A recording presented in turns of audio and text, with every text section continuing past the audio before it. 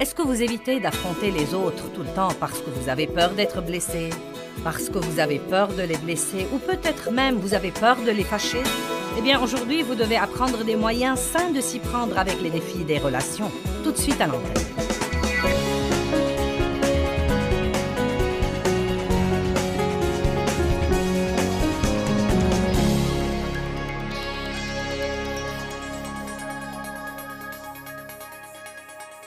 Maintenant, c'est notre zone de sécurité. C'est le titre de notre conférence ce week-end.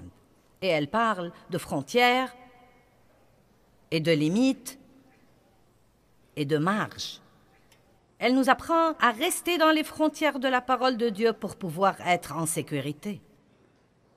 Le psaume 91:1 dit « Celui qui demeure sous l'abri du Très-Haut reste stable à l'ombre du Tout-Puissant, dont la puissance est imperméable aux ennemis. Je dis à l'Éternel, mon refuge et ma forteresse, mon Dieu, je m'appuie et je compte sur lui, et en lui, en toute sécurité, je me confie. » Et si vous connaissez bien le psaume 91, vous saurez qu'il continue par promesse après promesse après promesse après promesse sur la protection de Dieu contre la destruction et les fléaux qui peuvent frapper, même en plein midi. Mais il y a une note importante en bas de page dans la Bible amplifiée, en bas du chapitre, qui dit « Les promesses riches de ce psaume tout entier dépendent de répondre aux conditions des 2 premiers versets. » Donc je crois personnellement que l'abri, c'est les frontières de la parole de Dieu. Dieu ne nous dit jamais de faire quelque chose qui ne soit pas pour notre bien. Même quand je vous ai parlé auparavant de donner, Dieu n'essaie pas de vous prendre votre argent.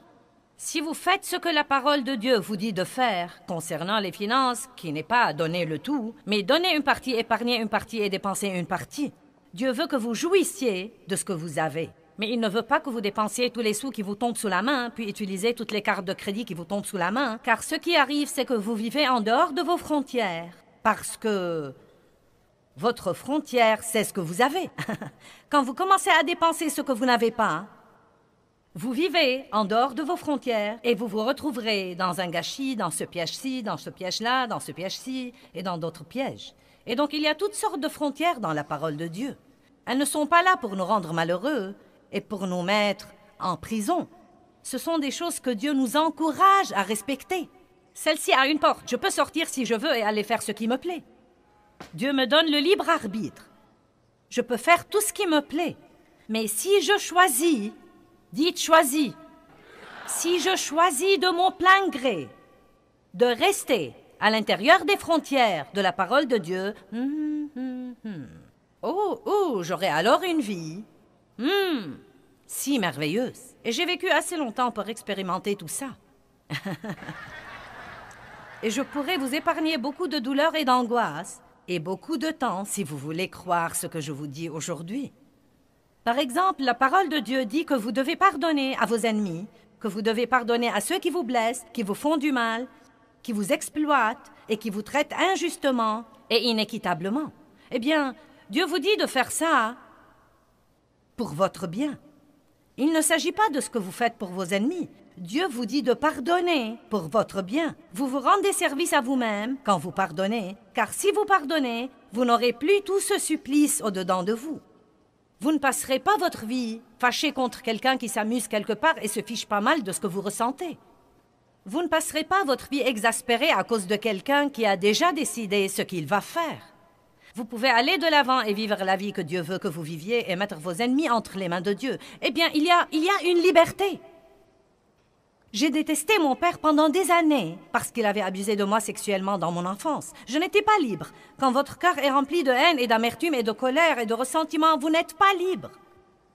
Mais quand j'ai commencé à obéir à la parole de Dieu, non seulement aller à l'église et écouter les sermons et ne pas les mettre en pratique, mais quand j'ai vraiment commencé à vivre selon la parole de Dieu, cette haine s'est dissipée. J'ai en fait commencé à m'occuper de l'homme qui a passé sa vie à abuser de moi. Je me suis occupée de lui jusqu'à sa mort. Il a finalement reçu le Christ comme son sauveur. C'était une merveilleuse expérience. Donc si nous vivons à l'intérieur des frontières de la parole de Dieu, et là je veux le dire à nouveau, n'allez pas à l'église pour écouter les sermons et applaudir et dire Amen et rentrer chez vous et ne pas faire ce que dit la parole. Nous devons faire ce que dit la parole de Dieu, sinon elle ne va pas travailler dans notre vie. Et si vous restez vraiment dans les frontières et dans les limites de la parole de Dieu, ce sera votre zone de sécurité. Je suis en sécurité. Maintenant, le diable peut venir contre moi, mais à dire vrai, il n'y a pas une chose qu'il peut me faire à long terme. Il peut m'exaspérer, il peut me mentir, mais vraiment, il ne peut rien me faire qui soit en dehors du plan de Dieu pour moi, parce que Dieu veillera sur nous et s'occupera de nous tant que nous resterons dans les frontières de sa parole. Amen. Donc c'est un cours de remise à niveau. Maintenant, nous passons tellement de temps à parler des personnes qui nous exaspèrent, mais nous ne leur parlons pas à eux des choses qu'ils font et qui nous exaspèrent. Et donc, nous ne sommes vraiment pas très bons en confrontation. Et la confrontation est une frontière. C'est une marge ou c'est une limite que nous mettons dans notre vie. Cela veut dire que vous ne pouvez pas aller plus loin que ça. Vous devez mettre des limites dans votre vie, comme par exemple ma fille. Tout le monde est différent. Une de mes filles a la politique de la porte ouverte. Vous pouvez venir chez elle quand vous voulez et entrer. Pas besoin d'appeler. Ça lui est égal si je frappe ou non. Elle dit « Oui, viens, viens, oui ». Elle est de celles qui disent « Bien sûr, passez n'importe quand, vous savez ». Mon autre fille a habité à côté de chez moi pendant quelque temps et elle me disait « Je préfère que tu ne viennes pas sans appeler, maman ». Eh bien, au début, j'étais comme « Je suis ta mère ». Mais vous savez quoi? J'ai dû comprendre que c'était sa barrière, son droit de la mettre. Elle n'essayait pas d'être impolie avec moi. Elle me faisait savoir ce dont elle avait besoin dans sa vie. Et les gens différents ont besoin de choses différentes. Et nous devons non seulement mettre des frontières ou des limites pour les autres, mais encore nous devons respecter les autres et respecter leurs limites dans la vie et ne pas nous vexer parce que tout le monde est différent. Amen? Maintenant, vous savez, je peux être accueillante si je le fais exprès, mais je n'ai pas le don de l'hospitalité. Et vous savez, je suis le genre de personne qui dit aux autres « Ne venez pas chez moi sans appeler ». Donc c'est plutôt intéressant. Je suis comme ma fille, et pourtant, le fait qu'elle soit comme ça m'a dérangée. Vous me suivez là-bas? Les gens ont le droit d'avoir des frontières. Et nous devons respecter ces frontières. Maintenant, certains se demandent probablement à propos du chien. Finissons-en avec le chien car vous y pensez. Vous savez, j'utilise l'exemple du chien de votre voisin qui salit votre pelouse. Et si vous n'avez pas de clôture, ce n'est pas de sa faute. Un type qui promenait ses deux chiens l'autre jour nous a dit à Dave et à moi « Mes chiens aiment bien votre jardin ». Je ne pouvais pas me vexer car je n'avais pas de clôture autour de mon jardin. Mais si vous avez une clôture, si vous avez une frontière, si vous avez une limite, alors, vous savez, votre voisin devrait être pratiquement fou pour prendre son chien, le faire passer au-dessus de la clôture de votre jardin et lui dire « Allez, Fido, va à la salle de bain, vas-y, marche sur la belle pelouse de Madame Joyce, c'est bon maintenant. Allez, rentrons à la maison. » Et nous rentrons à la maison. Donc, ce que nous devons faire, c'est de mettre quelques clôtures dans notre vie. Pauvre bébé, je suis désolée.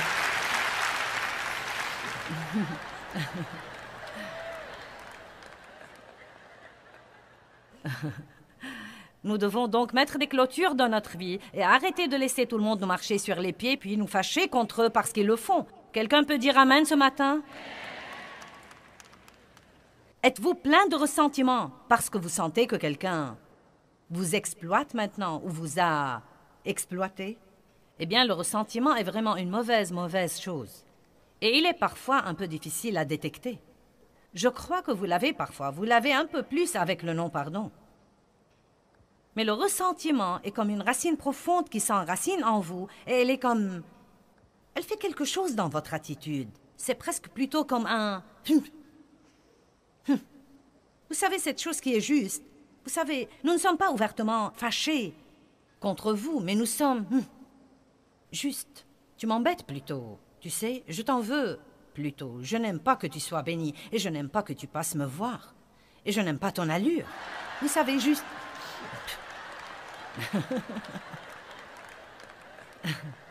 Cela soigne de votre attitude. Je crois que ça fait partie de la raison pour laquelle les gens font des dépressions. Ce n'est pas la seule raison. Il y a beaucoup de raisons pour ce genre de choses. Mais je pense que c'est en grande partie la raison pour laquelle les gens ont comme une lourdeur dans leur vie. Parce qu'ils sont irrités, ils sont aigris. Ils sont vraiment aigris. Je n'acceptais pas pendant tant d'années le fait que je n'avais pas eu une enfance agréable et heureuse. Je n'ai jamais vécu mon enfance. J'ai manqué toute cette partie de ma vie. J'ai travaillé et j'ai été responsable d'aussi loin que je m'en souvienne. Et j'ai traversé des périodes où j'en étais vraiment contrariée. Vous savez, ce n'était pas bon, ce n'était pas juste. Mais au lieu de refuser les choses, j'ai appris que si je faisais les choses à la façon de Dieu, il me donnerait une double bénédiction pour mes ennuis passés.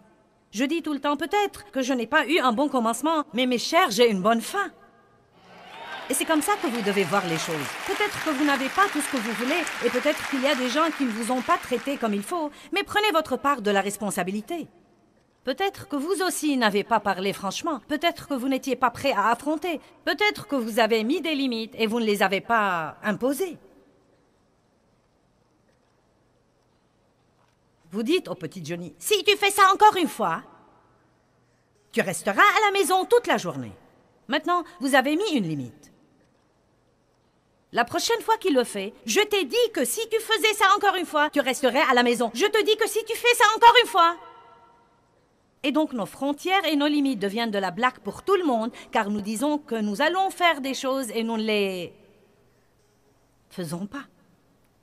Nous devons donc surmonter notre ressentiment si nous ne voulons pas jouer notre rôle. Avez-vous passé des années à essayer d'aider quelqu'un et il n'a toujours pas changé? Et maintenant vous regrettez les années, le temps, l'effort et l'argent que vous avez dépensé? Eh bien, peut-être que vous essayez d'aider quelqu'un et vous voulez qu'il change, mais en fait, il ne veut vraiment pas changer. Je ne sais pas ce que vous en pensez, mais j'ai tendance à secourir les gens. Je peux vraiment me mettre à secourir les gens. J'ai plutôt un genre de complexe d'héros, je crois. Je ne sais pas, mais j'aime vraiment secourir les gens. J'ai appris des leçons à mes dépens dans ma vie et j'ai appris des leçons que la Bible appelle la prévenance sage dans les 3, 4 ou même dans les 5 dernières années. Aimer les gens ne veut pas toujours dire les sauver de tous les ennuis et les problèmes qu'ils se sont attirés. Et nous n'aidons personne si nous détruisons notre vie en essayant d'aider quelqu'un qui n'est pas prêt à assumer sa responsabilité et à jouer son rôle. Et je vais vous raconter une des choses qui m'ont libérée sur ce plan. J'ai commencé à comprendre que Jésus n'allait pas de lieu en lieu pour amener les gens à le laisser les aider. Il aidait toutes les personnes qui venaient à lui. Les personnes qui venaient à lui. Et il a même dit à l'homme qui était couché au bord de la piscine de Bethesda, qui était estropié et couché là depuis 38 ans, il lui a dit, « Est-ce que tu songes sérieusement à guérir? Est-ce que tu songes sérieusement à guérir? » Et vous savez, vous lisez ça au départ dans chapitre 5 et vous pensez, « Quel genre de compassion est celle-là? L'homme est handicapé et couché là depuis 38 ans et tu lui dis... » La conversation initiale, est-ce que tu veux vraiment être guéri? Et vous savez, l'homme a dit quelque chose que nous devons tous comprendre. Il a dit, eh bien, monsieur, je n'ai personne pour m'aider. Et chaque fois que j'essaye de me jeter dans la piscine, un autre descend avant moi. Donc une grande partie de son problème était qu'il était estropié dans ses jambes et estropié dans son âme. Il était estropié dans sa détermination. Et tout ce qu'il faisait était de se coucher là et de s'apitoyer sur son sort et d'attendre que quelqu'un d'autre vienne l'aider.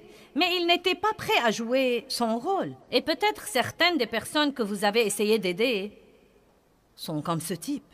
Et peut-être que vous devez vous arrêter et dire « Minute, je fais ceci et ceci et ceci, mais que fais-tu vraiment là?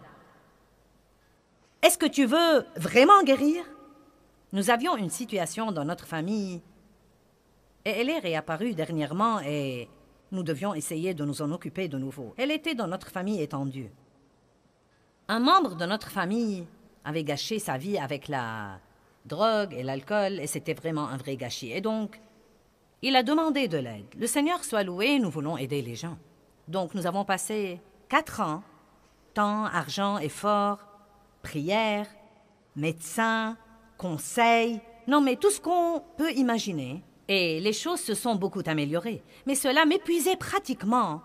Et donc, j'ai commencé à sentir que je devais maintenant, vous savez, reculer un petit peu et le laisser se remettre sur pied tout seul. Vous savez, être toujours là, mais vous ne pouvez pas être éternellement là pour quelqu'un.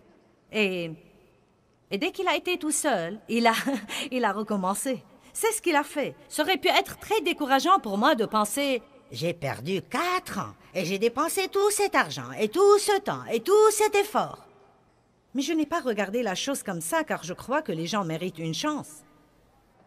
J'ai senti que nous lui avons donné une chance de se rétablir, que Dieu nous a utilisés pour lui donner une chance. Et je crois que des graines ont été semées et j'ai continué à prier. Eh bien, les années ont passé et il a continué dans le même gâchis et c'est même devenu pire. Et donc, de temps en temps, nous recevons, vous savez, des appels ou ceci ou cela. J'ai besoin d'argent, j'ai besoin de ceci, de cela. Et je lui dis, je ne vais pas faire ça. Je ne vais vraiment pas faire ça. Tu ne vas pas m'exploiter. Regardez-moi chacun de vous. Dieu ne vous a pas appelé à laisser les gens vous exploiter. Ce n'est pas ça l'amour. L'amour, ce n'est pas laisser les gens vous exploiter et profiter de vous. L'amour, c'est être mené par l'esprit pour savoir qui aider et comment les aider et combien les aider et que faire pour eux ou ne pas faire pour eux. Et je crois parfois que comme chrétiens, nous sommes vraiment déboussolés sur ce plan, car nous croyons que si nous ne donnons pas toute notre vie à quelqu'un dont la vie est gâchée, c'est que nous ne l'aimons pas et c'est que nous ne nous sacrifions vraiment pas. Et nous sommes censés nous sacrifier pour aider les autres. Nous devons nous sacrifier pour les autres. Mais Dieu ne nous demande pas d'être. Il ne nous demande pas de laisser quelqu'un d'autre ruiner notre vie alors qu'il ne veut même pas vraiment changer ou être aidé. Quelqu'un peut dire amen à ça? Donc là, nous avons reçu une lettre et des appels téléphoniques, et ceci s'est produit 2 ou 3 fois au cours des années dernières. Eh bien, tu sais, je m'occupe de lui maintenant, et c'est un parent à toi, et je sens que tu dois faire ceci et faire cela. Et comment peux-tu te faire appeler ministre si tu ne fais pas ça? Et comment est-ce que tu peux dire que tu es leader dans le corps de Christ si tu ne fais pas ça? Mais vous savez quoi? La Bible nous dit que nous ne devons absolument pas nous détourner ou nous écarter de notre but principal dans la vie. Et laissez-moi vous dire quelque chose. Le diable essaiera de retourner la parole de Dieu contre vous et d'utiliser la parole même contre vous pour vous détourner de votre but. Or, ma famille est très protectrice et elle sait comment je suis. Je suis le genre sauveteur et donc, vous savez, j'ai commencé à penser, eh bien, je devrais peut-être faire ceci, je devrais peut-être faire cela, je devrais peut-être faire ceci. Et notre Benjamin me parlait l'autre jour et il m'a dit, je vais te dire ce que tu ne vas pas faire. Et vous savez, traitez bien ces enfants car un jour ils deviendront votre patron. Et il est maintenant le directeur général de tout notre ministère aux États-Unis et donc, de temps en temps, il entre là et dit à sa maman ce qu'elle devrait faire. Et il le fait parce qu'il m'aime et qu'il veut me protéger. Et Dave fait la même chose. Vous savez, Dave me dit ce que je ne devrais pas faire et ce que je devrais faire. Et vous savez, parfois je leur dis, est-ce que vous devez toujours me dire que faire? Vous savez, mais c'est pour ma protection parce que nous ne prenons pas toujours les meilleures décisions. Et donc, ils savent comment je suis et ce que serait ma tentation. Eh bien oui, eh bien, je crois que ce n'est pas un très bon exemple. Et vous savez, peut-être que je devrais faire ceci et faire cela. Mon Benjamin m'a dit, voici ce que tu peux faire et ce que tu ne peux pas faire. S'il y a un centre de traitement et que ça exige de l'argent et que tu veux vraiment faire ça, ça va. Si tu veux envoyer quelqu'un pour surveiller la situation, ça va. Mais voici ce que tu ne vas pas faire. Tu ne vas pas réintégrer cette personne dans ta vie quotidienne. Tu te sens bien maintenant. Tu as de l'énergie, tu portes du fruit, tu jouis de ta vie et tu ne vas pas laisser quelqu'un qui ne veut même pas vraiment s'aider lui-même, revenir dans ta vie, te voler tout ça. Eh bien, aidez les gens. Mais vous devez parfois venir à leur aide de loin. Vous ne devez pas laisser les gens s'impliquer dans votre vie et la vider de tout. Laissez-moi vous dire quelque chose. Aider les gens ne signifie pas que vous devez toujours tout faire pour eux et ne leur laisser rien à faire par eux-mêmes. Et croyez-moi, si ce type montrait un peu d'intérêt pour s'aider lui-même et faire un petit effort, nous nous mettrions en 4 pour lui. Mais je ne vais plus avoir de relation unilatérale dans ma vie où quelqu'un ne fait que prendre et je ne fais que donner. Je ne crois pas que ce soit de la piété.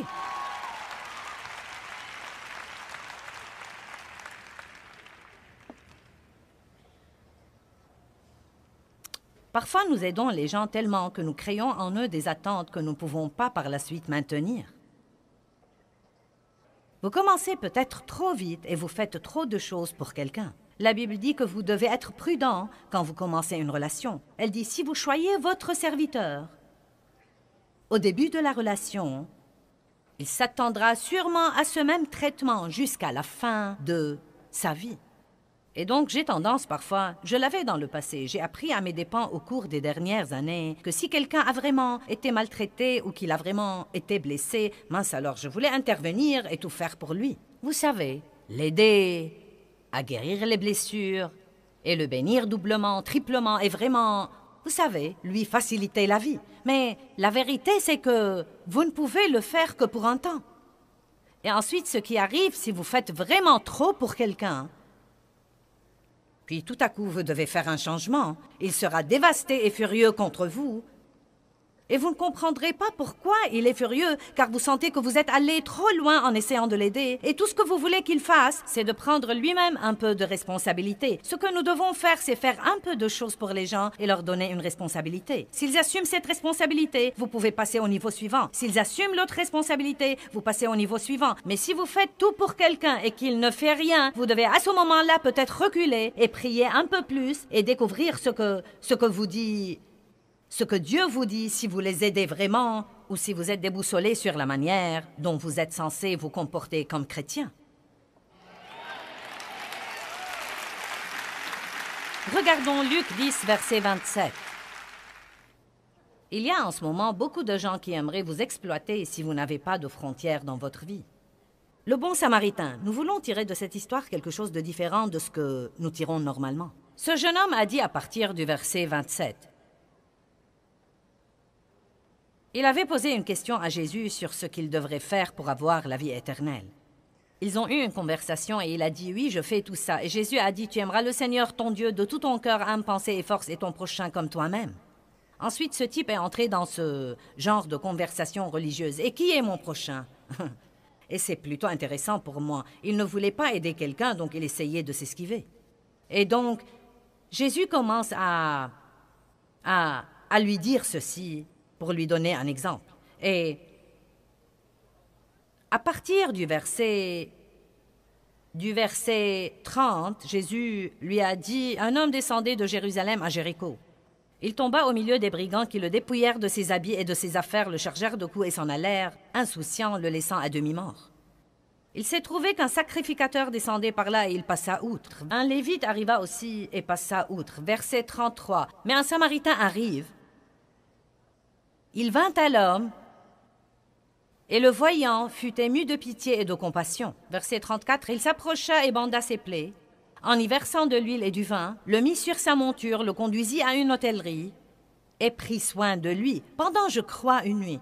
Et le lendemain, il tira 2 deniers, le salaire de 2 jours, les donna à l'hôtelier, et lui dit, « Tiens, aie soin de lui, car je dois aller quelque part et faire quelque chose, et à mon retour, nous ferons les comptes. » Maintenant, la chose que nous pouvons en tirer et que nous n'avons peut-être jamais vue auparavant, c'est voilà un type qui a fait ce qu'il pouvait faire pour quelqu'un, mais il n'a pas essayé d'aller si loin jusqu'à gâcher sa vie et les autres choses dont il était responsable. En d'autres termes, il a dit, vous savez, non mais il aurait pu sentir, eh bien je dois oublier tous mes plans et rester ici avec lui. Mais il n'a pas fait ça, il a dit, je dois aller m'occuper de mes affaires. Voici ce que je peux faire. J'ai de l'argent, je peux t'aider avec ça, mais je ne peux pas rester ici. J'ai beaucoup d'autres choses dont je dois m'occuper. Et je crois que beaucoup de fois, tout le monde devrait faire quelque chose. J'ai dit que tout le monde devrait faire quelque chose. Je crois que chaque fois que vous tombez sur quelqu'un qui souffre, il y a quelque chose que vous pouvez faire. Et notre grand problème est que soit nous ne faisons rien, soit nous essayons de tout faire. Ce que nous devrions faire, c'est de savoir quel est mon rôle là-dedans, parce que nous sommes encore de croyants. Et Dieu élèvera quelqu'un pour faire quelque chose et quelqu'un d'autre pour faire autre chose et quelqu'un d'autre pour faire autre chose. Mais vous ne devez pas culpabiliser si vous sentez que vous ne pouvez pas faire le tout vous-même. Eh bien, les frontières sont vraiment la façon de Dieu de nous protéger si nous les comprenons et si nous les observons. Et je veux vous enseigner tout ce que je peux vous enseigner sur les frontières et sur la vie dans ce que j'appelle la zone de sécurité de la vie.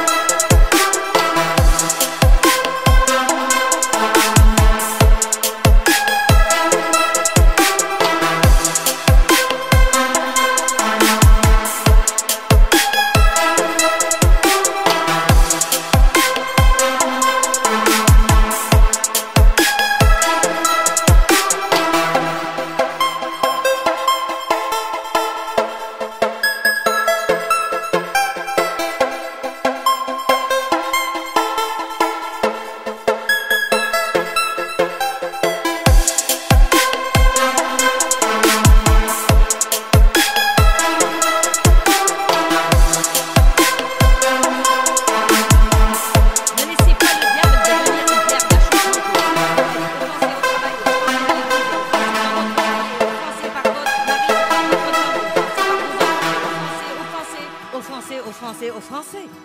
Prenez la décision aujourd'hui de surmonter la colère et le non-pardon et de travailler pour être une bénédiction partout où que vous alliez.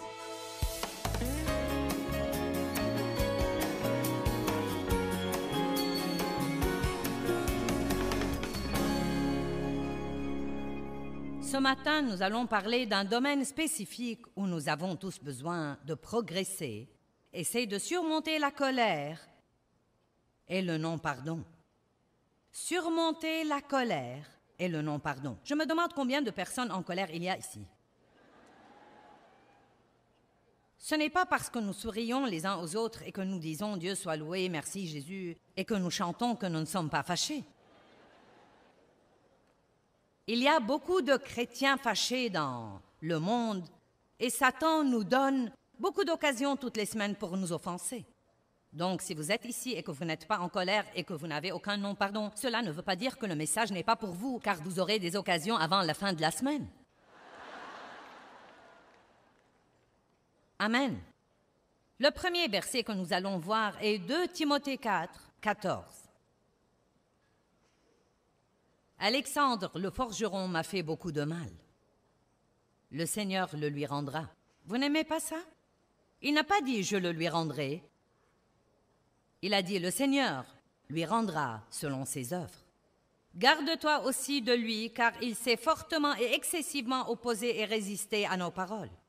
Et dans ma première défense, personne ne m'a assisté comme mon avocat, ou pris mon parti, ou même été avec moi, mais tous m'ont abandonné. Maintenant, imaginez Paul, il aidait ces gens, il mettait sa vie en jeu tous les jours pour eux.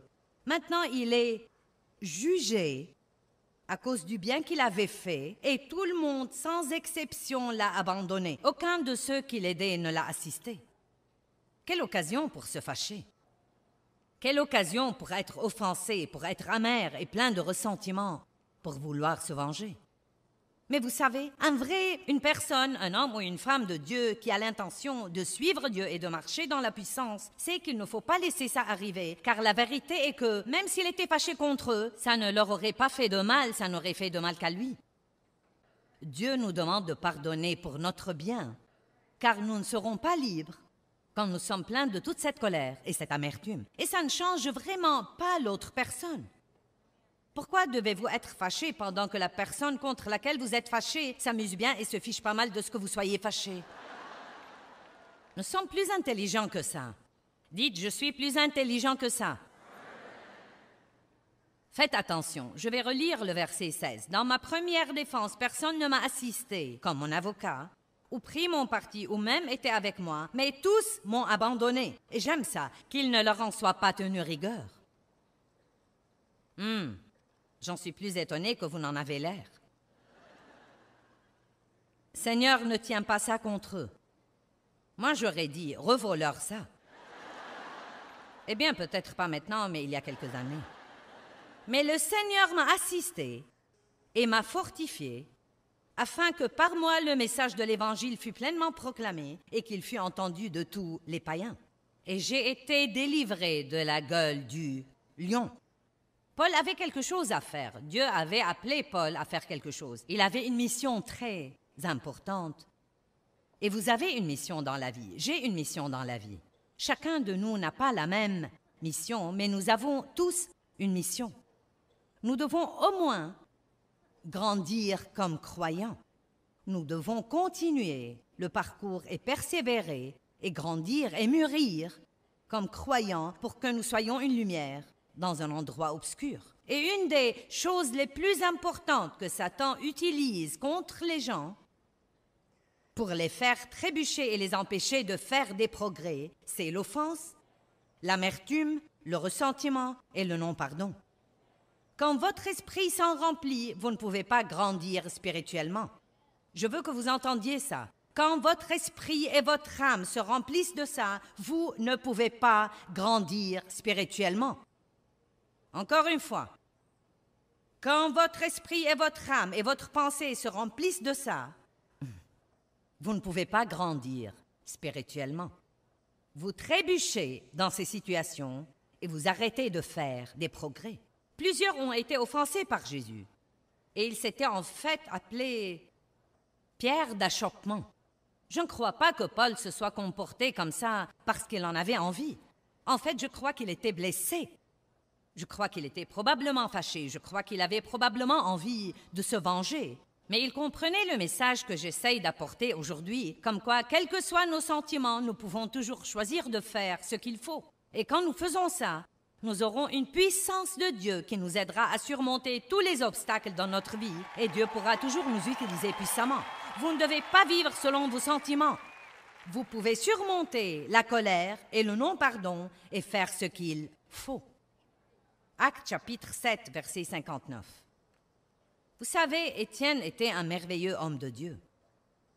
Il était un servant, mais il avait un si grand cœur envers Dieu que Dieu l'a également utilisé dans des miracles de guérison. Et comme tous ceux qui sont utilisés par Dieu, les pharisiens et les gens religieux et les négateurs l'ont poursuivi.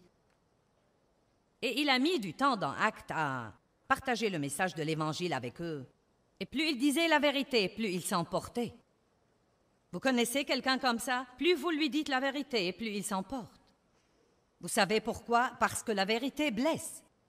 Mais seule la vérité nous affranchira. Donc Étienne leur disait la vérité, et plus il disait la vérité, plus il s'emportait. Et ils étaient finalement si furieux qu'ils ont décidé de le lapider. La lapidation était un moyen très douloureux de mourir. Verset 59. Et pendant qu'il lapidait Étienne, il priait. Il n'a pas dit « Oh Dieu, libère-moi de ça, ça fait mal. » « Oh Dieu, pourquoi as-tu laissé ça arriver? Je ne comprends pas, j'essayais de faire ce qu'il faut. » Il a dit « Seigneur Jésus, reçois et accepte et accueillis mon esprit. » Puis il se mit à genoux et lança un grand cri. « Seigneur, ne leur compte pas ce péché, ne le leur impute pas. » Et quand il eut dit cela, il s'endormit dans la mort. Imaginez ça, vous êtes lapidé et les dernières paroles que vous dites sont « Père, pardonne-leur. » qu'il ne leur en soit pas tenu rigueur. Je vais vous dire quelque chose dont je me rends compte de plus en plus tout le temps. Une des raisons pour lesquelles nous ne devons pas nous y prendre avec l'offense comme nous le faisons est que, honnêtement et sincèrement, la raison pour laquelle nous devons prier pour les gens est que si vous êtes un enfant de Dieu, quand quelqu'un vous blesse, est impoli envers vous, est peu aimable avec vous, en fait, ça le met vraiment en danger. Dieu n'apprécie pas qu'on maltraite ses enfants. Et il est vraiment... Maintenant, écoutez-moi, il se fait beaucoup plus de mal qu'il ne vous fait. Et c'est pourquoi vous devez prier pour lui. Dieu pardonne-lui, ne lui impute pas ce péché. Nous devons prier comme Jésus quand il était sur la croix. J'ai lu l'histoire encore une fois ce matin. J'ai lu les parties de la crucifixion, les coups que Jésus a reçus, comment les gens l'ont raillé et se sont moqués de lui et ont craché sur lui, puis il a été crucifié. Et sur la croix, il a prié, « Père, pardonne-leur, car ils ne savent pas ce qu'ils font. » Et croyez-moi, tant de gens, quand ils vous blessent, ils n'essayent même pas de vous blesser. Ils agissent par leur propre douleur. Au lieu de nous fâcher contre les gens, nous devons peut-être essayer de mieux les comprendre. Nous devons peut-être essayer de découvrir la raison de leur comportement. Éphésiens 6:12 dit « Car notre lutte n'est pas contre le sang et la chair, mais contre les principautés et les esprits méchants dans les lieux célestes. » Écoutez-moi, je vous dis que votre guerre n'est pas avec les gens. Votre guerre n'est pas avec les gens. Il y a dans le monde spirituel une force invisible de mal derrière ces attaques contre vous qui viennent par les gens. Mon père m'a fait du mal, mais vraiment, non mais dans son cas, il était diaboliquement possédé par l'esprit de désir. À quoi cela m'aurait servi de passer toute ma vie à le haïr? J'ai commencé comme ça, mais Dieu m'a fait revenir à mon point de départ et avant sa mort, nous avons fini par nous occuper de lui, par lui acheter une maison, une voiture, nous occuper de lui acheter l'épicerie, lui tondre la pelouse. Et il a mis du temps, mais il a finalement reçu Christ et nous avons pu le baptiser.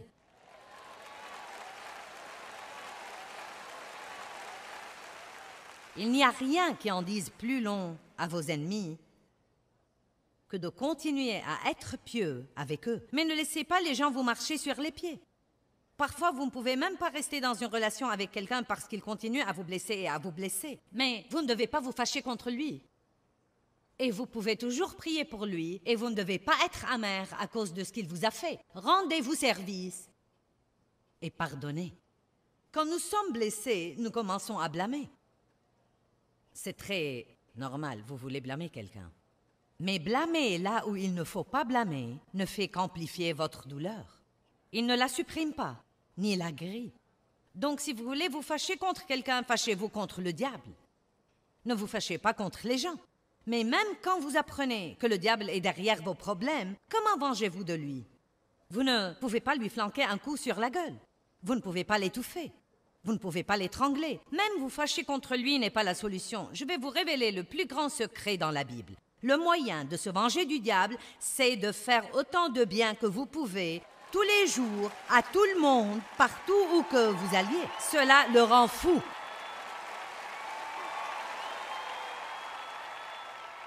Vous me comprenez?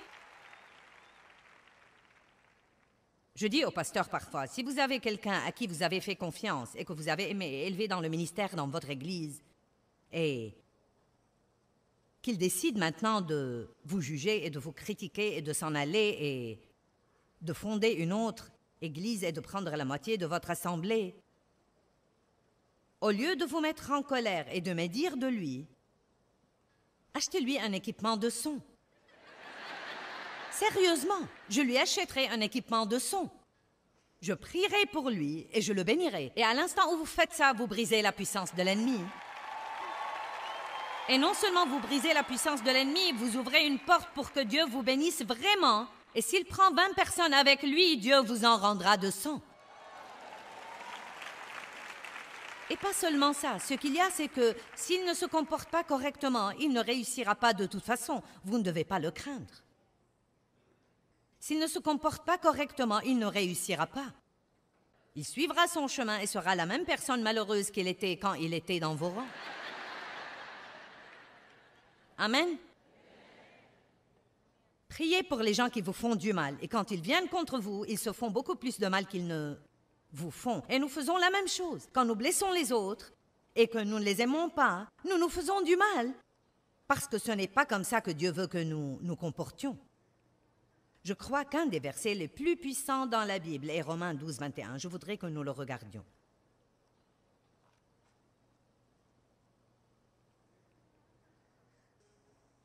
Il dit, ne te laisse pas vaincre par le mal, mais surmonte et maîtrise le mal par le bien.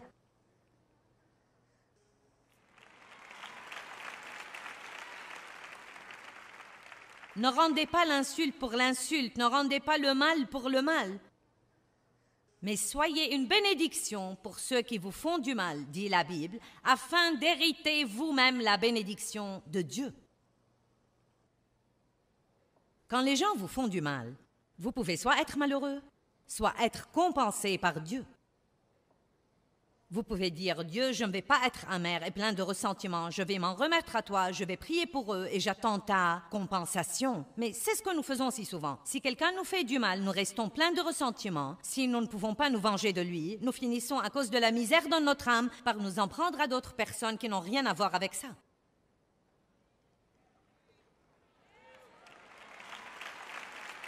J'ai essayé pendant longtemps d'amener Dave à me compenser pour ce que mon père m'avait fait. Je ne me rendais pas compte que je faisais ça. Mais essentiellement, je sentais qu'on me devait quelque chose, que quelque chose m'était dû. Et croyez-moi, j'en voulais à tout le monde. Et j'avais une attitude de droit dont le monde est rempli aujourd'hui. J'ai droit à ceci, j'ai droit à cela. Eh bien, c'est mon droit. Vous savez, personne n'a droit à rien s'il ne fait pas ce qu'il faut pour l'avoir. Amen. Laissez-moi répéter. Personne n'a droit à rien juste parce qu'il est ici, sur la planète Terre, s'il ne fait pas ce qu'il devrait faire pour l'avoir. Et je ne dis pas de ne pas aider les gens qui ont besoin d'aide et qui méritent d'être aidés. Mais l'attitude de droit que prennent les gens est vraiment incroyable. Et ce qu'ils attendent quand ils viennent travailler sans avoir aucune expérience. Non, mais aujourd'hui, les gens s'attendent à avoir ce qu'on mettait normalement 30 ans pour gagner. Et on en a vraiment assez. Ce n'est pas bon pour les gens d'avoir trop de choses trop tôt. Laissez-moi vous dire quelque chose. Dave et moi, je ne saurais même pas vous dire combien nous apprécions tout ce que Dieu a fait pour nous durant notre vie. Non, mais c'était vraiment formidable d'avoir cette salle bondée tout le week-end. Mais vous savez quoi? J'ai partagé avec quelqu'un l'autre jour. Je me rappelle que j'allais à des réunions où il n'y avait que 9 personnes et que j'en prenais 5 avec moi. Et je ne veux pas oublier ces jours-là. Je ne veux pas oublier ces jours-là parce qu'ils me rappellent la fidélité de Dieu. Dans Deutéronome 8, il dit « Souviens-toi de tout le chemin par lequel je t'ai pris pendant ces 40 années dans le désert, afin de t'éprouver pour savoir si tu garderais mes commandements afin de pouvoir te bénir. » Si nous n'avons pas ce genre d'année, nous ne saurons pas nous y prendre avec les bénédictions.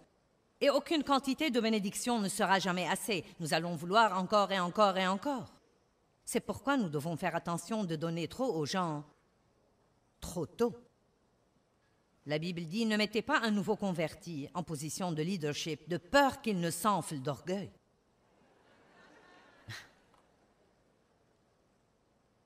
J'ai fait des choses stupides dans l'orgueil dans ma vie, et vous? Regardons Galates 6:10. C'était un verset qui m'a vraiment changé la vie. Quand quelqu'un vous blesse, vous pouvez soit rester assis à penser à ce qu'il vous a fait et être de plus en plus fâché, soit faire ce que dit ce verset.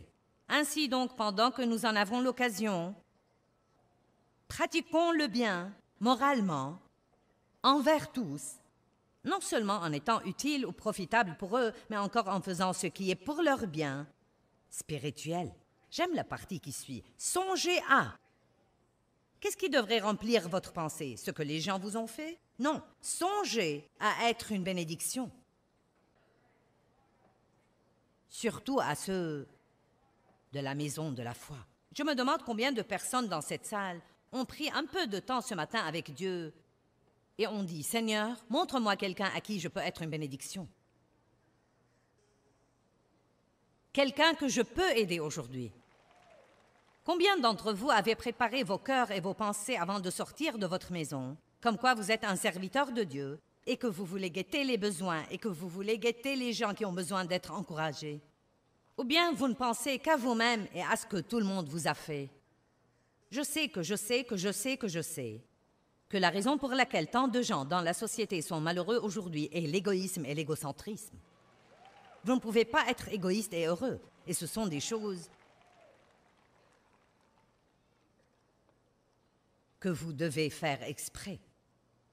Être furieux à cause de ce que le diable nous a fait ne nous venge pas de lui, mais être bon envers autant de personnes que possible est en réalité un tourment pour lui. Si vous voulez tourmenter le diable, je crois qu'après tout ce qu'il m'a fait dans mon enfance, que chaque fois que je me lève et que j'ouvre la bouche dans une de ces réunions, ça le tourmente absolument. Ça le tourmente. Ça le tourmente quand nous donnons à manger à ses enfants tous les jours et nous faisons les choses que Dieu nous a donné l'occasion de faire. Qui comprend ce que je dis? Comme quoi vous pouvez vous apitoyer sur votre sort et être plein de ressentiment et dire à tout le monde ce que les gens vous ont fait. Vous pouvez raconter votre histoire dès maintenant jusqu'au jour où Jésus reviendra. Mais ça vous rendra de plus en plus malheureux. Ça ne portera aucun bon fruit.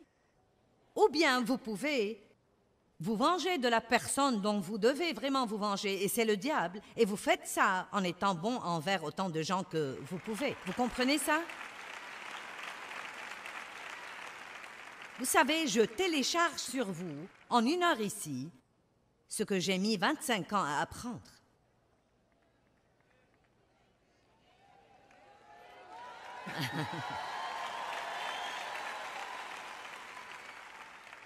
J'espère vraiment que vous pourrez comprendre la puissance de ce que je vous dis.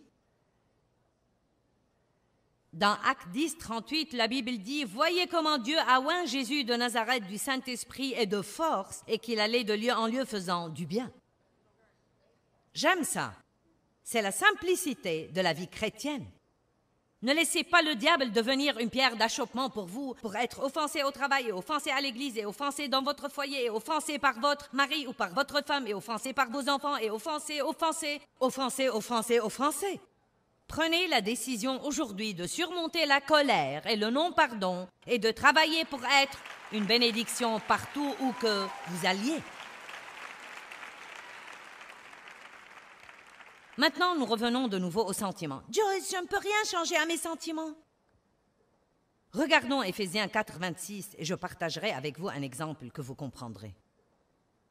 Verset 26. Quand vous vous mettez en colère, ne péchez pas. Vous n'aimez pas ça? Quand vous vous mettez en colère, ne péchez pas. Donc ce n'est pas la colère qui est le péché. C'est en faire ce qu'il ne faut pas. Une certaine colère pourrait être un péché si vous êtes une personne coléreuse, si vous vous mettez en colère à tout propos. Non, mais si quelqu'un vous a maltraité, vous allez vous mettre en colère. Quand vous vous mettez en colère, ne péchez pas. Que le soleil ne se couche pas sur votre colère, votre fureur ou votre indignation. Donc, s'il vous arrive de vous fâcher le matin, vous avez le temps pour réparer. Mais si ça arrive 30 minutes avant d'aller vous coucher, c'est dur.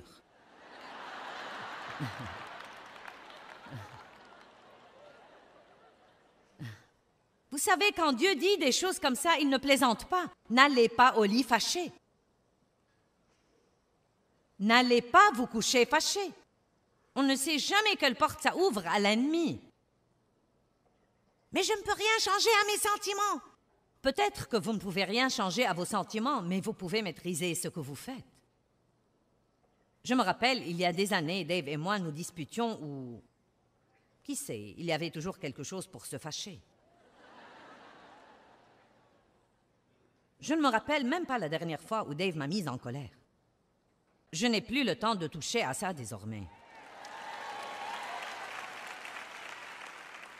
Et vous non plus, si vous voulez la vérité, vous n'avez plus de temps à perdre dans votre vie à faire ça. Combien d'entre vous ont perdu leur temps à être fâchés? Est-ce que ça vous a fait du bien? Est-ce que ça vous a fait un petit peu de bien? Ça n'a pas changé votre ennemi non plus. Bon, donc je peux me rappeler que quand je m'allongeais sur mon lit, fâché, non mais très fâché. Et Dave commençait déjà à s'assoupir. Vous savez que Dave... Et cela me rendait plus fâché. Et je dormais sur le bord du matelas parce que je ne voulais surtout pas le toucher. Eh bien, ne me touche pas. Et s'il avait toute la couverture, je gelais. Parce que je ne voulais pas lui demander la couverture. Laissez-moi vous poser cette question. Il dormait, il avait de doux rêves, et j'avais froid et j'étais malheureuse. Maintenant, qui était le plus intelligent? Et voici ce que j'ai découvert quand j'ai commencé à apprendre de maîtriser mes émotions et de ne pas laisser ces choses me maîtriser. Même pendant que j'étais toujours fâchée, je pouvais choisir, que tout le monde dise « je peux choisir ». Je pouvais choisir de me retourner et l'étreindre de son dos.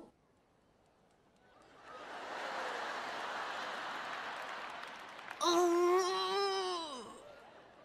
Dieu ne m'oblige pas à faire ça. S'il te plaît.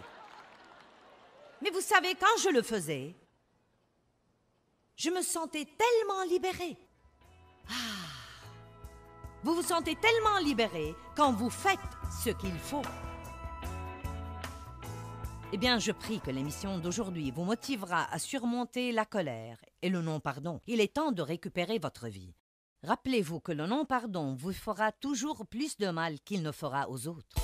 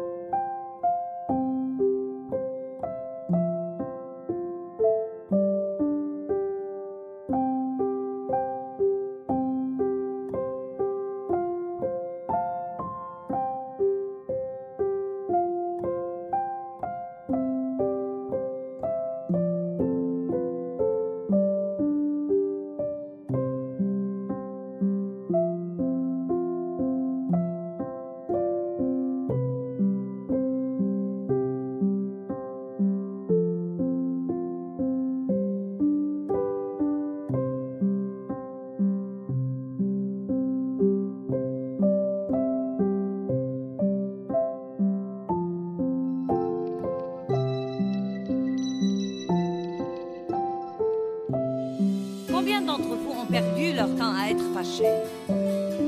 Est-ce que ça vous a fait du bien? Est-ce que ça vous a fait un petit peu de bien? Ça n'a pas changé votre ennemi non plus.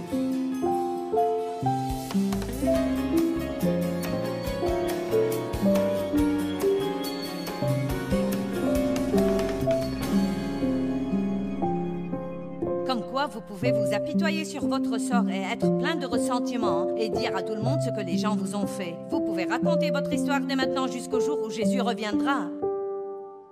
Mais ça vous rendra de plus en plus malheureux. Ça ne portera aucun bon fruit. Ou bien vous pouvez vous venger de la personne dont vous devez vraiment vous venger, et c'est le diable. Et vous faites ça en étant bon envers autant de gens que vous pouvez. Vous comprenez ça?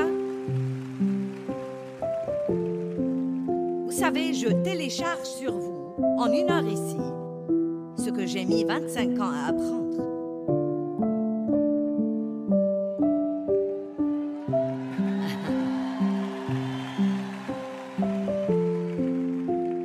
J'espère vraiment que vous pourrez comprendre la puissance de ce que je vous dis. Dans Dans Actes 10, 38, la Bible dit « Voyez comment Dieu a oint Jésus de Nazareth du Saint-Esprit et de force, et qu'il allait de lieu en lieu faisant du bien. » J'aime ça. C'est la simplicité de la vie chrétienne. Ne laissez pas le diable devenir une pierre d'achoppement pour vous, pour être offensé au travail, et offensé à l'église, et offensé dans votre foyer, et offensé par votre mari ou par votre femme, et offensé par vos enfants, et offensé. Prenez la décision aujourd'hui de surmonter la colère et le non-pardon et de travailler pour être une bénédiction partout où que vous alliez. Maintenant, nous revenons de nouveau aux sentiments. Joyce, je ne peux rien changer à mes sentiments. Regardons Éphésiens 4, 26 et je partagerai avec vous un exemple que vous comprendrez. Verset 26. Quand vous vous mettez en colère, ne péchez pas. Vous n'aimez pas ça? Quand vous vous mettez en colère, ne péchez pas. Donc ce n'est pas la colère qui est le péché. C'est en faire ce qu'il ne faut pas. Une certaine colère pourrait être un péché si vous êtes une personne coléreuse, si vous vous mettez en colère à tout propos. Non, mais si quelqu'un vous a maltraité, vous allez vous mettre en colère. Quand vous vous mettez en colère, ne péchez pas, que le soleil ne se couche pas sur votre colère, votre fureur ou votre indignation. Donc, s'il vous arrive de vous fâcher le matin, vous avez le temps pour réparer. Mais si ça arrive 30 minutes avant d'aller vous coucher, c'est dur.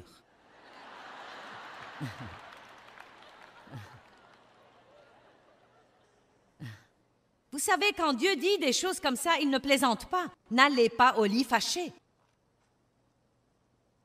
N'allez pas vous coucher fâché. On ne sait jamais quelle porte ça ouvre à l'ennemi. Mais je ne peux rien changer à mes sentiments. Peut-être que vous ne pouvez rien changer à vos sentiments, mais vous pouvez maîtriser ce que vous faites. Je me rappelle, il y a des années, Dave et moi nous disputions ou... Qui sait, il y avait toujours quelque chose pour se fâcher. Je ne me rappelle même pas la dernière fois où Dave m'a mise en colère. Je n'ai plus le temps de toucher à ça désormais. Et vous non plus, si vous voulez la vérité, vous n'avez plus de temps à perdre dans votre vie à faire ça. Combien d'entre vous ont perdu leur temps à être fâchés? Est-ce que ça vous a fait du bien? Est-ce que ça vous a fait un petit peu de bien? Ça n'a pas changé votre ennemi non plus. Bon, donc je peux me rappeler que quand je m'allongeais sur mon lit, fâché, non mais très fâché.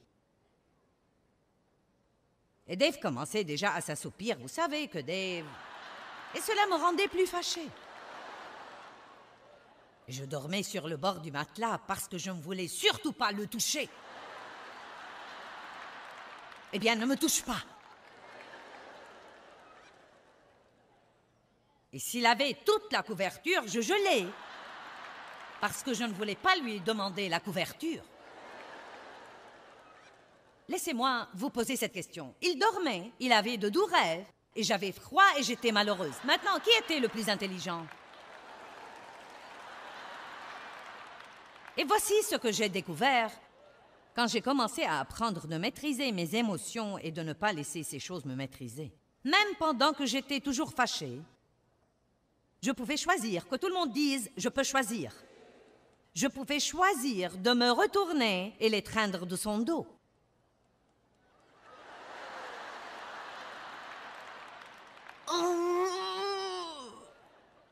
Dieu ne m'oblige pas à faire ça.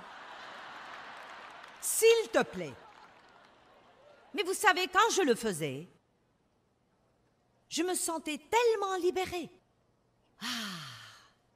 Vous vous sentez tellement libéré quand vous faites ce qu'il faut. Et c'est un si lourd fardeau quand vous savez au très fond de vous que vous êtes idiot et têtu et rebelle et vivant selon vos émotions. Vous pouvez prier pour quelqu'un, n'attendez pas d'en avoir envie. Quand je prie que mes ennemis soient bénis, je dois dire à Dieu, je ne peux même pas te dire que je veux qu'ils soient bénis, mais je vais prier.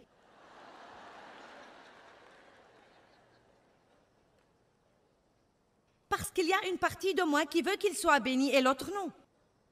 La chair et l'esprit. Mais je me suis résolue, je me suis décidée. Colossiens 3 dit, décidez-vous et restez décidés. Je pense à écrire un livre intitulé « Décidez et ne changez pas d'avis ». Notre problème est que nous prenons de bonnes décisions, mais dès que ça fait mal ou que c'est inconfortable ou que ça prend trop longtemps, nous changeons d'avis. Et donc nous passons toute notre vie à tourner autour des mêmes stupides montagnes. Amen? Pourquoi? Parce que quand la pression vient, nous ne résistons pas à la pression. Quand vous vous mettez en colère, ne péchez pas. Que le soleil ne se couche pas sur votre colère, votre exaspération. Verset 27, ne donnez pas une telle place ou accès au diable. Ne lui donnez pas ce genre d'occasion. Quand vous restez fâché, quand je reste fâché, tout ce que nous faisons, c'est d'ouvrir une porte à l'ennemi dans nos vies. Quelqu'un peut dire Amen? Dans Proverbe 29, 11, la Bible dit « L'insensé, sûr de lui, donne libre cours à toute sa colère, mais le sage la retient et la contient. » Nous ne pouvons donc pas agir par colère. D'autre part, vous ne devez pas réprimer votre colère. Apprenez à y faire face comme il faut. C'est pourquoi la première chose à faire, c'est d'en parler à Dieu. Dieu, je suis en colère, c'est vraiment blessant. Mais Dieu, je me fie à toi pour t'occuper de cette situation. Et je veux me comporter comme tu veux que je me comporte.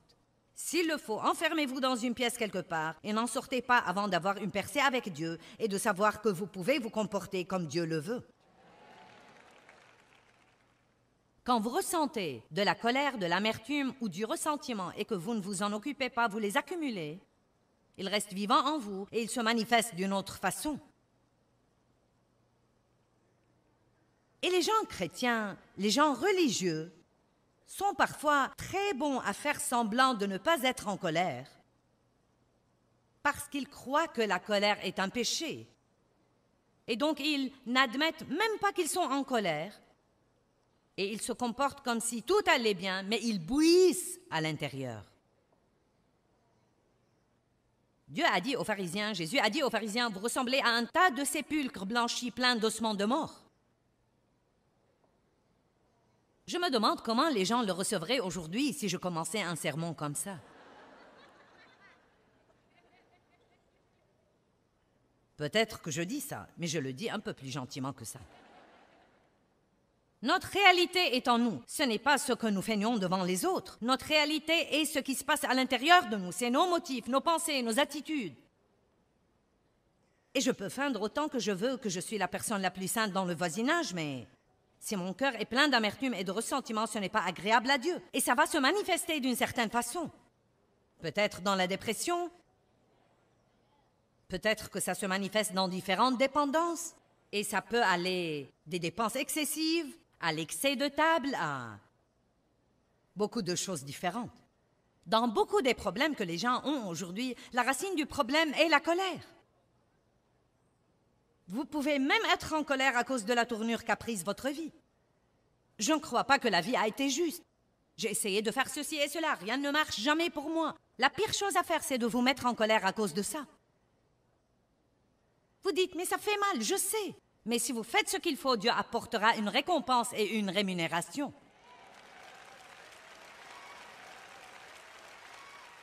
C'est pourquoi je faisais de gros efforts pour vous faire comprendre hier soir que Dieu récompense ceux qui le recherchent diligemment. Vous avez écouté de bons trucs ce week-end, et si vous les mettez en pratique, vous aurez alors une récompense incessamment. Mettons la parole en pratique et ne l'écoutons pas seulement.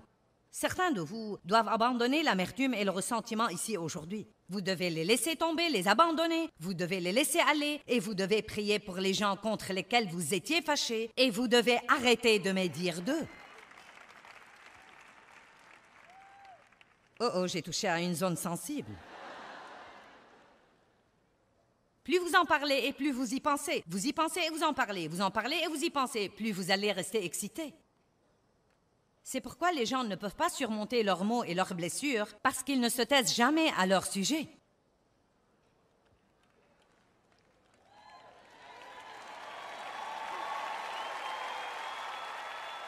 Tout ce que ça fait, c'est de vous garder excité. Si vous allez parler de vos problèmes, veillez à avoir un but. Je parle de choses qui me sont arrivées, mais je le fais pour aider les gens. Je ne le fais pas parce que je suis pleine de ressentiment ou fâchée. Faites face à vos sentiments. Faites face à votre colère. Pensez logiquement. Ne pensez pas toujours à ce que quelqu'un vous a fait. Pensez plutôt à ce qu'il aurait traversé dans sa vie et qui l'aurait amené à le faire.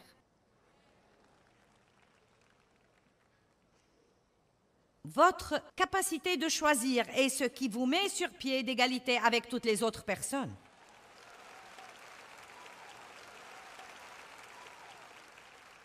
Si nous faisons de bons choix, nous aurons finalement de bons résultats. Regardons Matthieu chapitre 5.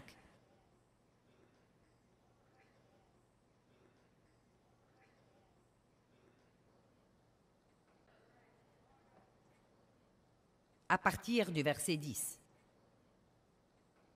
Il dit « Béni, heureux, à envier et spirituellement prospère, dans l'état où l'enfant de Dieu régénéré se réjouit et trouve la satisfaction dans la grâce de Dieu et dans le salut. » C'est très long, mais il dit essentiellement que vous êtes vraiment bénis, quelles que soient vos conditions extérieures, quand vous êtes persécutés pour avoir fait ce qui est bien. Bien sûr, vous n'applaudissez pas. Je comprends. Ça ressemble à quelque chose qui a du mal à rentrer. Oh, vous êtes si bénis quand vous faites ce qu'il faut et vous êtes maltraités. Nous ne pouvons même pas comprendre ça. C'est comme, je ne peux même pas faire entrer ça.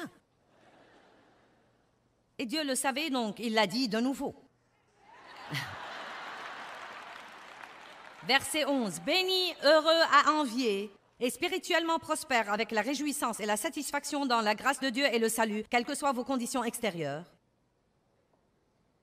Lorsque l'on vous insulte, lorsque l'on vous persécute et que l'on dit faussement contre vous toutes sortes de mal à cause de moi ou parce que vous essayez de me servir.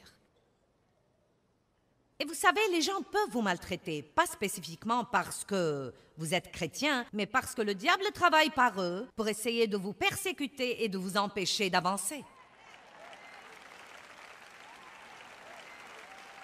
Amen. Soyez heureux et suprêmement joyeux, non pas un peu joyeux, mais suprêmement joyeux, car votre récompense est grande, forte et intense dans les cieux, car c'est ainsi en effet qu'on a persécuté les prophètes qui vous ont précédés. On a fait la même chose à Jésus. Si vous revenez et que vous lisez maintes et maintes fois l'histoire des jours qui ont précédé la crucifixion, et la crucifixion, non mais Jésus a été raillé, il a été insulté, il a été persécuté. On lui a dit et on lui a fait toutes sortes de choses ignobles, et pourtant il a dit « Père, pardonne-leur, car ils ne savent pas ce qu'ils font. » Puis il dit dans le verset 13, « Vous êtes le sel de la terre, mais si le sel perd sa saveur, sa force, sa qualité, avec quoi rendra-t-on sa salinité? Il ne vaut plus rien, on le jette dehors et il est foulé aux pieds par les hommes. » Maintenant, si je pouvais simplifier ceci autant que je sais le simplifier, si j'allais faire une analyse biblique là-dessus, je dirais, écoutez, quand vous êtes persécutés et maltraités et insultés et que les gens disent toutes sortes de mauvaises choses contre vous, si vous vous fâchez à cause de cela et que vous restez fâchés, vous perdrez votre saveur comme chrétien et vous ne serez pas bon pour grand-chose à part aller à l'église et rentrer à la maison et aller à l'église et rentrer à la maison. Vous êtes la lumière du monde. Une ville située sur une montagne ne peut être cachée. Et on n'allume pas une lampe pour la mettre sous le boisseau, mais sur le chandelier, et elle éclaire tous ceux qui sont dans la maison. Que votre lumière luise ainsi devant les hommes, afin qu'ils voient votre excellence morale et vos bonnes œuvres dignes d'éloges et nobles, et qu'ils reconnaissent et honorent et louent et glorifient votre Père qui est dans les cieux.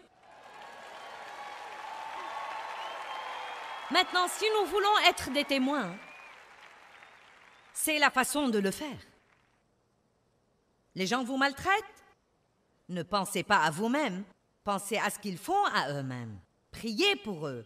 Demandez à Dieu de ne pas leur en tenir rigueur, mais de leur montrer la vérité, de leur ouvrir les yeux, de sauver leurs âmes perdues. Ne dites pas des choses désobligeantes sur leur compte aux autres personnes. Priez pour eux, et quand Dieu vous en donne l'occasion, soyez une bénédiction pour eux, et cela les achèvera absolument. Ils ne sauront pas quoi faire de vous, et cela peut en fait les amener finalement à recevoir Christ comme leur seul sauveur.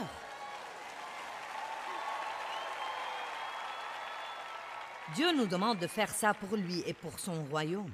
Pouvez-vous pardonner à quelqu'un aujourd'hui pour le royaume?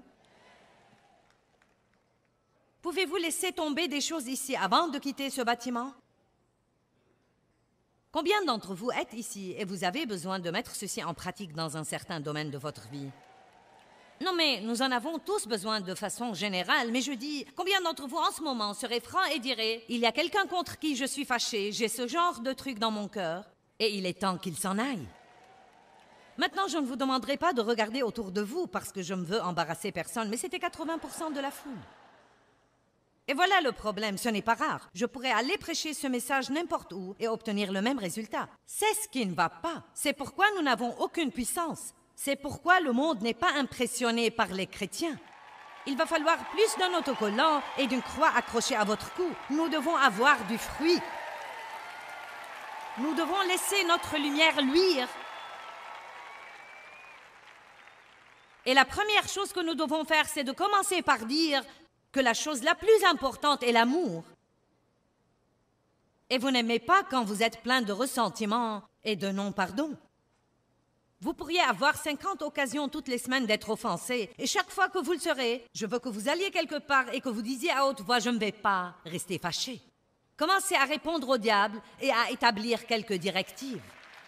Quoi qu'il arrive, je ne vais pas vivre fâché. J'ai lu ça il n'y a pas très longtemps et je le pratique dans ma vie et c'est vraiment bon.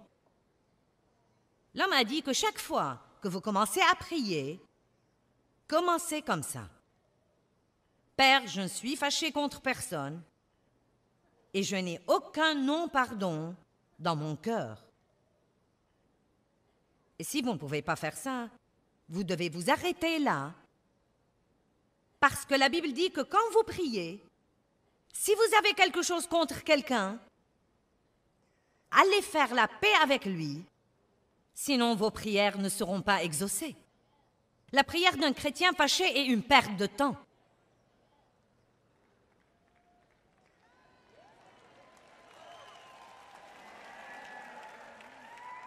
Eh bien, je ne comprends pas pourquoi Dieu ne répond pas à mes prières.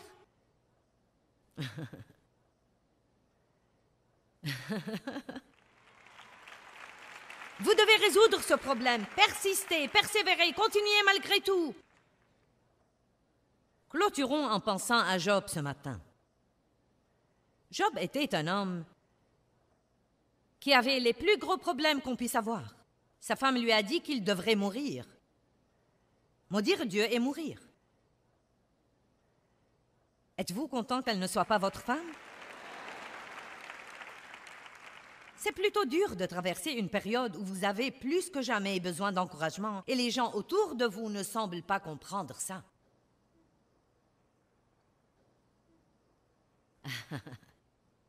Eh bien, vous ne savez pas ce que je ressens. Non, ils ne savent pas.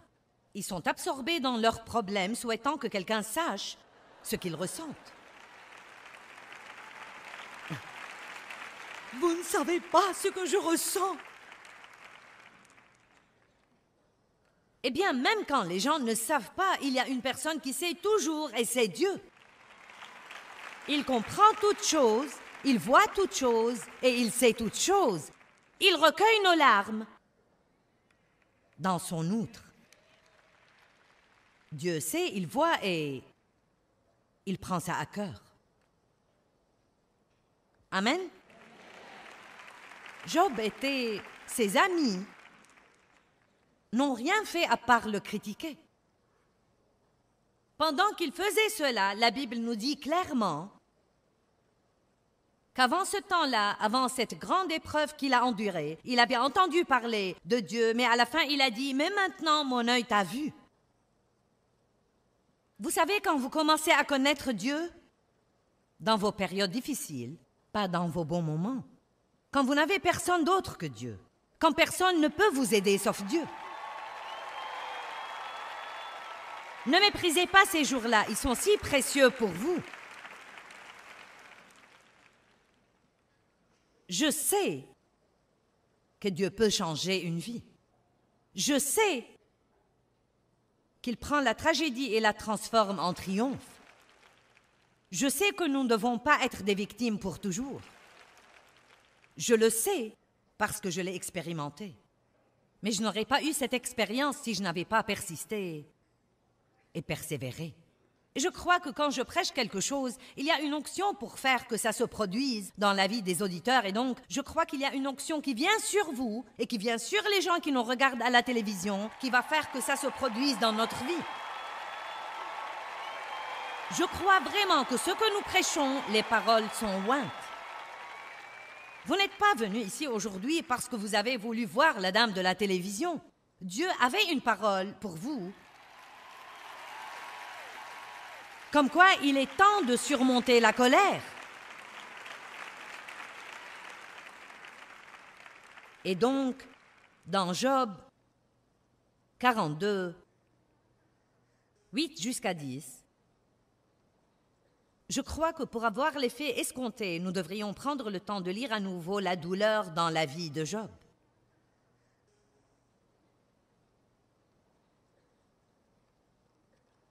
Mais Dieu a dit, et maintenant, il s'adresse aux prétendus amis de Job qui l'avaient accusé. Et maintenant, prenez pour vous 7 taureaux et 7 béliers, allez trouver mon serviteur Job, et offrez-les pour vous en holocauste, et mon serviteur Job priera pour vous.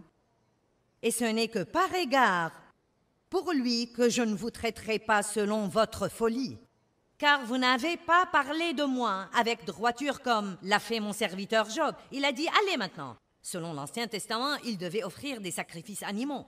Allez faire ça, et Job, mon serviteur, va prier pour vous, et vous ne serez pas châtiés pour votre stupidité.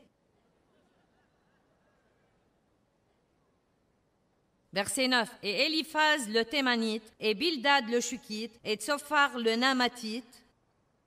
Bon sang, je suis contente d'avoir des noms différents aujourd'hui. S'en furent exécutés l'ordre du Seigneur.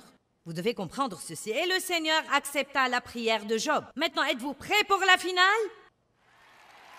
Et, après que Job ait prié pour ses ennemis qu'il avait ignoblement maltraités, et le Seigneur rétablit les affaires de Job et restitua sa fortune quand il eut prié pour ses amis. Et le Seigneur porta au double tous les biens de Job.